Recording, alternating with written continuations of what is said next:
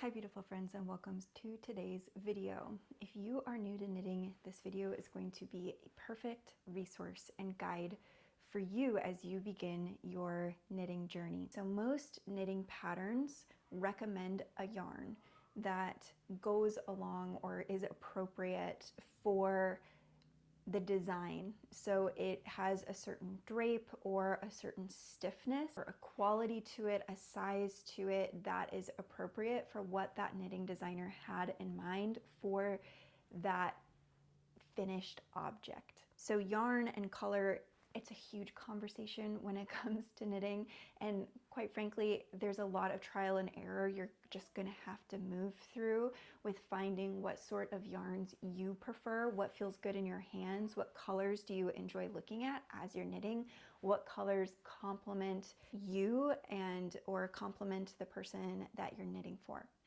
Now, the next thing to talk about are knitting needles. When I first started knitting, I was advised to start with some wooden needles because they have a bit more grip. So meaning that they hold on to the yarn a little bit more than a metal needle where the yarn is just going to be sliding right off the needle. As you develop your technique, you're going to really appreciate those metal needles and how quickly you can move the yarn from one needle to the next. But when you're just starting out, I do think wooden needles are a nice place to start. You can get wooden needles on cords. So traditionally, I think when new knitters think of knitting, they think of two wooden sticks. And when I teach children, that's what we start with. We have two wooden knitting needles, sticks, that you can start knitting with. You can knit with chopsticks, you can knit with actual sticks that you take out and sand. And I've done that with little kids, and that makes the process a little more tactile and even, kind of meaningful for them that they made their own tools.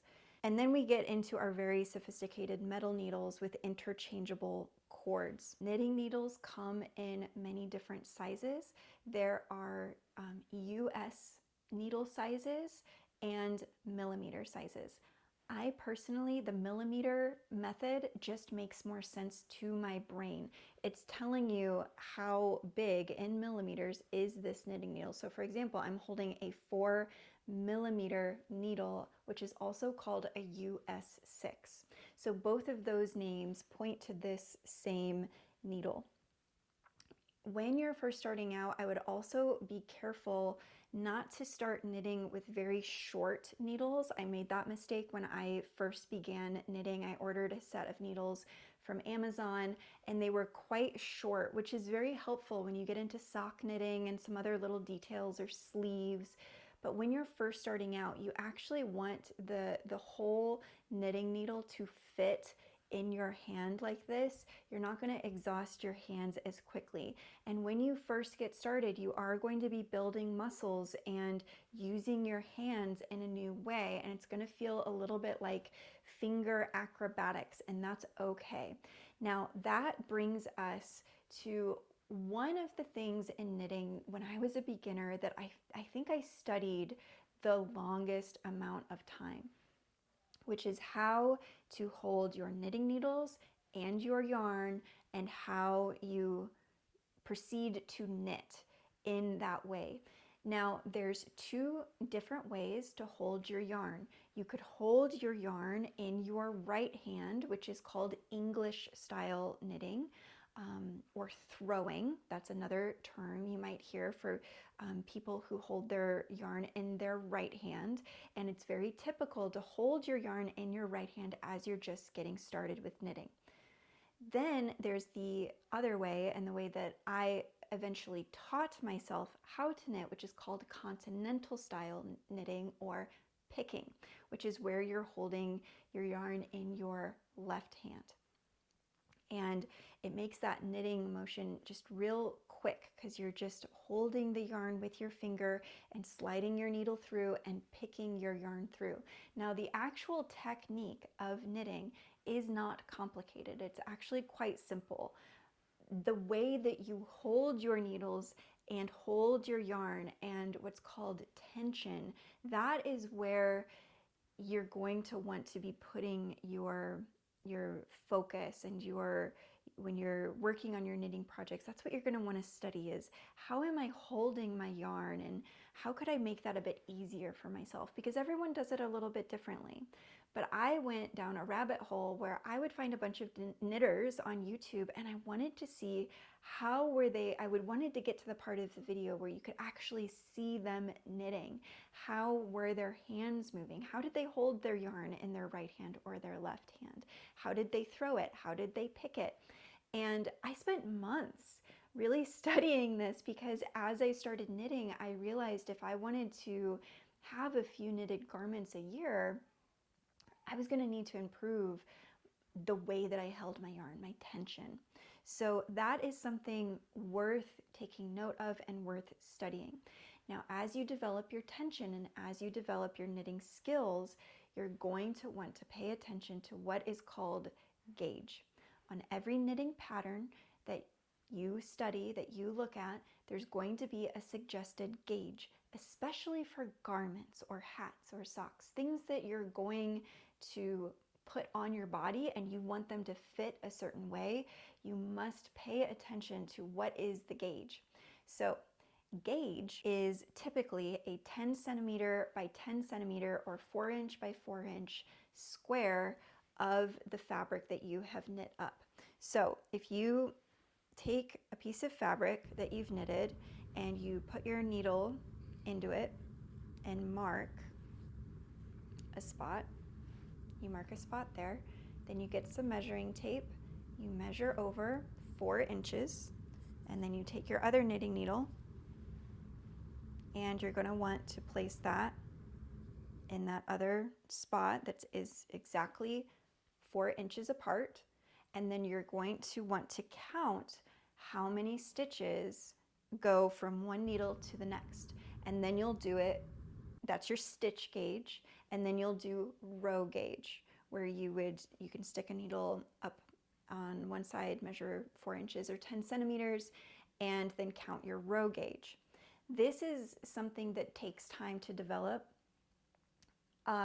I didn't spend a lot of time paying attention to gauge when I first started knitting, just to be honest with you. It was just felt a little overwhelming and like, how am I going to know my gauge unless I just start knitting? And so that's what I did. And that's what I suggest you do. I suggest you just start knitting. And as you go, you'll start to learn about yourself. Am I a loose knitter? Am I a tight knitter? Am I holding my yarn really tightly? Or am I just kind of flying through the stitches? And how does your work start to develop and bloom as you are working on it? When you're done with a project, you will likely soak it in water and lay it out flat to dry, and that can affect gauge as well. So gauge, for me, has been a journey to really understand different size yarns plus different size needles equals a unique gauge that you produce by creating that fabric. So now that I've given you a bit of an overview of some of these different things, I want to jump into knitting, how to actually knit, how to cast on. So friends, in a moment, I'm going to show you how to do this cast on, but I'd like to start with something a bit simpler. I'd like to start with how to do the knit stitch. So what you're going to do after you learn your cast on is you're going to start knitting. So you always want to make sure that you're grabbing the yarn attached to the ball and not your tail. That is something as a beginning knitter I would make that mistake a few more times than I'd like to admit. You're going to grab that yarn and hold it in whatever way is comfortable for you. So for me, that's what my yarn looks like when I'm knitting. That's how I hold it. That gives me the best tension. Now this little bar of your cast on stitches, you're going to want that all lined up and make sure it's not twisted anywhere, especially if you're knitting in the round. Here you go. And then we're going to do our first knit stitch. So right here, that's our first stitch right there. So I'm going to go into the front. I'm going to stick my needle through that loop. So as you can see, maybe, there are loops around. I want my needle in the front and going behind that needle. And then with this hand, I'm holding my yarn up and I'm picking my yarn through that loop, pushing it off the needle. Now let me please try that one more time, or a few more times for you, because I think I got out of frame. So sorry about that. Here we go. Through the loop, pick the yarn through, pull it through, slip it off and onto the right hand needle. Through the loop, pick the yarn through, off to the right hand needle. Put your needle through, pull the yarn towards you, off the left hand needle onto the right hand needle. And this is the knit stitch. It can be really fiddly, even as an experienced knitter, on this very first row. So stick with it, because once you've got a bit of fabric developing here, you will be amazed at how much easier it is to hold the work and therefore tension your yarn. So stick with it. Now I'm going to knit all the way down here to the end of this row. I'm going to turn the work and show you the purl stitch. Okay, so here we are at our final 2 stitches. I'm going to knit everything over to that right hand. Okay, here we are. So we have our first knitted row. Congratulations. Now we turn the work, and now you have the purl side to look at. Okay, so here we go. You always want to make sure as you start knitting you've got plenty of slack here with your yarn. If it's real tight, it's no fun. Okay, so as you can see, this right here, this is our first stitch. Now for a purl stitch, instead of going knitwise, we're going to go into the stitch purlwise. So we're going to go from right to left. There we go. We've got our needle in purlwise. You take the yarn around the needle and push it through and off. Okay? Now, as a continental knitter, the way that's most comfortable for me is on my right hand, I'm holding my stitches, I'm putting my needle purlwise, I'm pulling my yarn up with my finger just a bit, and then I turn my needle around that yarn, I wrap it around and push it through and off. Into the stitch purlwise, grab the yarn, push it off and through that stitch. That is our purl stitch. Into the stitch purlwise, wrap the yarn around, come around this way and push it off. Watch some other videos, watch multiple other knitters, go to your yarn shop, ask for the women there. Just say, I'm a new knitter, I'd really love to see, how do you tension and hold your yarn? It'll be the best 15 minutes you spend all week, I promise, is going to the yarn shop and talking to other knitters and getting their advice and seeing real hands in front of you working away at this. Okay, but that, oh, and if you get kind of messed up, don't worry, just slip it back on and start over. Okay, and that is the purl stitch. Now on the other side, you'll start to see that's our stockinette fabric just starting to take shape there. There are so many different ways that you can find to cast on here on YouTube. One that is very common when you're teaching children or very beginning knitters is just that loop around the thumb to get your stitches put on the needle.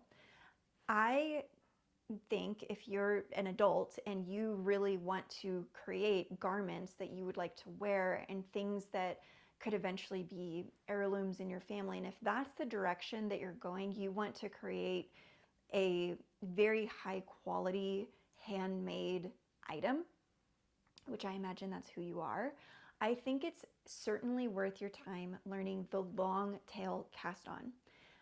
I think that every project I have ever made, I use the long tail cast on. I think that that's correct. Aside from my circular shawl, where you start casting on with this very tiny, kind of complicated little crochet circle, and then you just knit the shawl from there, any sweater, socks, anything that I've made outside of that one project, I think I've used the long tail cast on.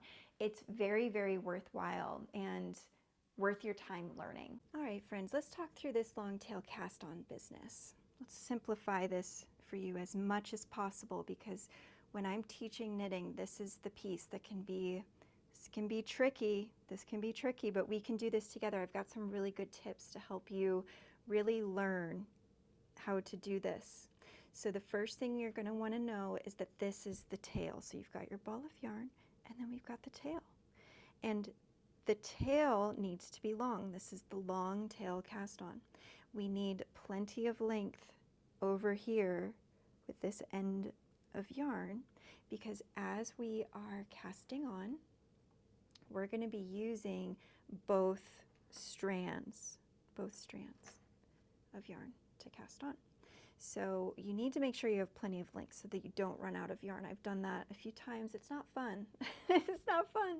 So here's a fail-proof way as you're getting started to make sure you know you have plenty of length on your long tail cast on. What you're going to do is grab your yarn, set your ball down in your little yarn basket. Grab your needle that you're going to be using for this project and just hold it with your thumb, and then wrap your knitting needle however many times you're going to need to, however many stitches are in the project. So if your project has 64 stitches, you will cast on, or you will wrap your needle 64 times. Then you would pinch, you do that every 10 wraps. So 1, 2, 3, 4, 5, 6, 7, 8, 9, 10. There's 10. And then I like to push back with my thumb, do another 10. And then push it back, do another 10, right? And then work that until you have the correct amount of stitches. Then you know you have plenty of length. Now, you're going to take the yarn, pinch it with your right finger, take your left hand, now we're at the cast on part, okay? Take your left hand, make this shape, come in, pinch the yarn. Take your pointer finger and thumb. Now they're going to come around. You want your tail yarn pressing on your thumb. That's this yarn here facing me. That's the tail yarn. The ball yarn facing the back going on your finger. So that's important there. Okay, so we've got this motion. Let's do that again. This motion is important.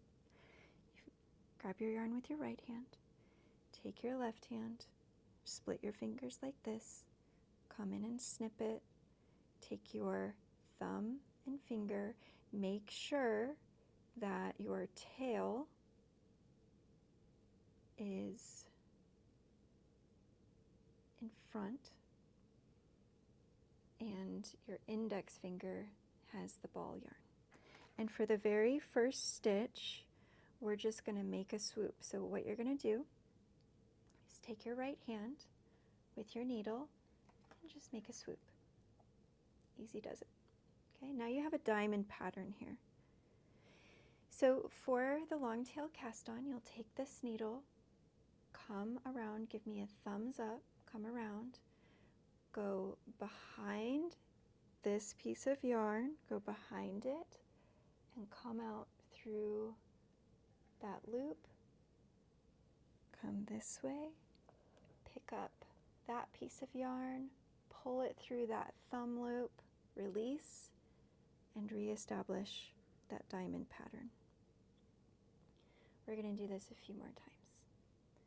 Take your needle, come down and up through that thumb loop, come around, pick up the yarn, coming down from your index finger, bring it through that loop on your thumb, release, reestablish that diamond pattern.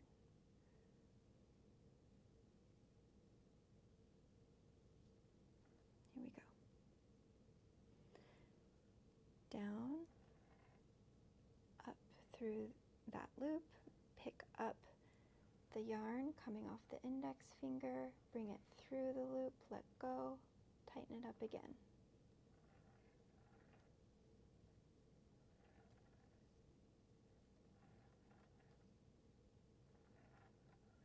Okay, come up through, grab the yarn, pull it through the loop, let go. As you're coming to the end of however many stitches you're needing, once you have all those stitches on the needle, if you're knitting flat, then you would just drop the yarn and make sure that that long tail part, I snip it right here so that you can turn your work and you make sure that you're knitting from the yarn attached to the ball. It's a very easy thing to overlook, and don't knit your tail into your project. That can be a mess. So here you would flip your work and just start knitting or purling, whatever your pattern calls for, into your work. Once you have your stitches casted on your needle, you are either going to join in the round or knit flat. So let's talk about the difference between those two. Knitting flat, you can still use these flimsy cords knitting flat. So here I have a shawl that I'm working on, and it's a triangular shawl. So knitting flat means that you're going to start at one side of your knitting, and you're going to take the other needle, and I'm in between colors here, so I don't have a ball of yarn hooked to this shawl, but you would take your yarn and you would just knit into that first loop, and you would knit or purl all the way across that row until you get to the other row, and then you turn your work and take the needle that was prior at the end. Now that's your beginning needle, and you grab your other needle and you work your way back and forth, back and forth. That is knitting flat.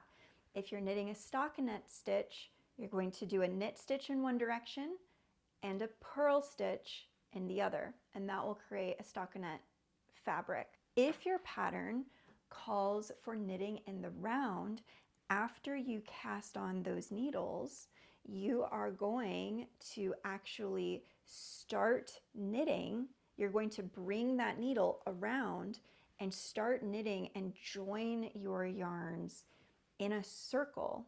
Join your yarn in a circle and add a little stopper here in the middle, add a little circle or a little safety pin or something so that you know where is the beginning of my row. So that's stitch 1 in that row, and then this is stitch 117 or however many stitches are on your needles for that round.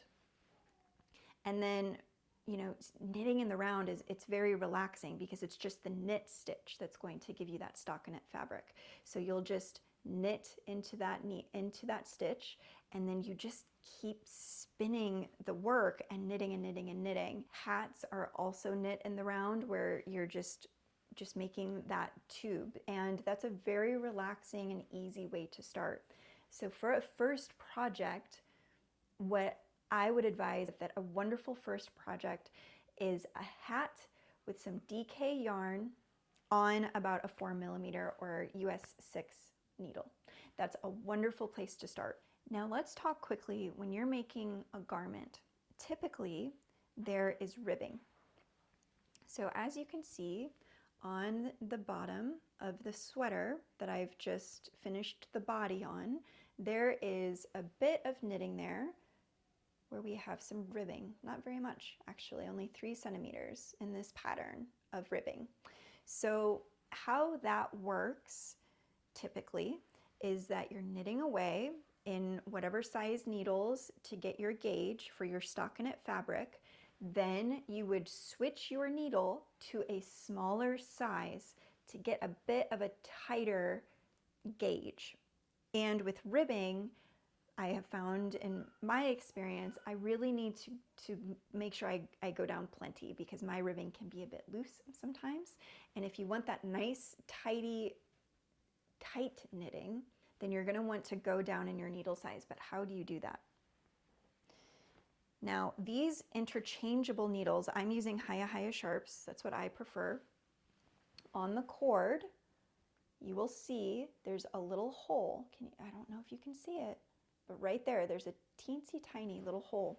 And you would stick a pin through there to act as an anchor, and then you can actually twist this off.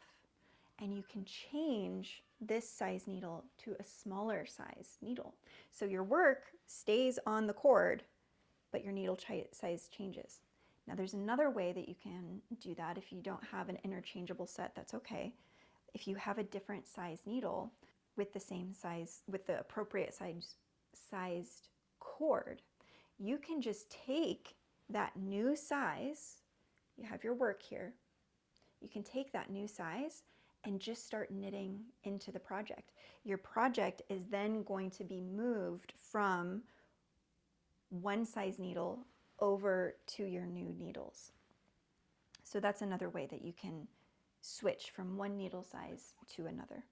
Most garments call for multiple different needles that you will be using, because the ribbing needs to be cinched in. It needs to be tightened up to fit appropriately so that it can stretch and bounce back together to its original size. Now, I feel like I need to just insert a quick note about mental fortitude and knitting. This can be incredibly frustrating when you are first starting out. And I want you to know how normal that is. And there's actually a lot that can bubble up. And I want you to just breathe through those moments and know that this takes many hours and many attempts to do correctly. I remember how astonished my husband was when I first started crocheting and knitting, how many inches of fabric I would rip out after realizing that there was a mistake, or I just wasn't happy with the work, or whatever it was. And I believe that the reason I've been able to stay consistent with my knitting for so many years and develop at the pace that I have, which is quite quick, I believe it's because I don't feel attached to if the work needs to be ripped out. Of course it's disappointing. Of course there's a moment of maybe some frustration or just rolling my eyes at myself and feeling like, oh, how could I have done that? But you can move through it pretty quickly, and you can just find that ease and forgiveness and just letting it go. And there is something kind of therapeutic and beautiful about working on something and then letting it go and ripping it back and starting over and getting it to the quality that you had in mind. Let your projects take time. Let them truly be slow makes. Let them be finished and you feel very proud that you did it in a way that suits you, that you feel good about. These are your projects. This is your journey. It's important that you come into a good relationship with your projects, because you spend a lot of time together, and these can be incredible ways to reset, to have a moment, to take a breath, to gather your thoughts. it's just magic. It's magic. It's yarn and needles, and look, we have sweaters and shawls and gorgeous heirloom gifts. It's magical what can be done when you devote yourself to a knitting practice. So I just feel I have to also include a bit of encouragement. There's going to be mistakes. You're going to get through them. You will face frustrations. Every knitter does. You will make mistakes. There will be things that go wonky and wrong. And that is part of it. That is something that needs to be accepted if you are going to start investing time in knitting. I'm going to have separate videos where we dive into some of these topics more in depth, such as blocking, such as choosing your yarn for your project, such as tension and how to practice your tension. But I hope that this video gave you just a very nice introduction as you start your knitting journey, which I think is one of the most beautiful crafts that we can sit down and work on, especially as mothers. It's portable. It can always be with us in our bag if we're waiting for someone in the car or just needing to take a minute to ourselves at home. It's such a wonderful, wonderful craft that I want as many knitting needles in the hands of mothers as possible. So thank you for tuning into this video and listening to what I've learned about with knitting. Now, if you are an experienced knitter and you've been watching this video, I know that you have some additional tips that you would like to add in to those of you who are new to knitting. So please feel encouraged to put all of the things that I did not mention, which I know there are many, in the comments below so that this can be a beautiful resource for new knitters to come and also get a glimpse for how wonderful the online knitting community is. It's so helpful, and we all really do show up to support one another and help one another out and point out like, oh, I think you might be twisting that purl stitch, which I learned from a few videos back from one of your comments. And it's just such a wonderful community to have here on YouTube. Thank you so much for being here. I hope that you subscribe so that you can stay tuned for some future knitting workshops that I'm happily bringing you in the future, and I will see you in the next video.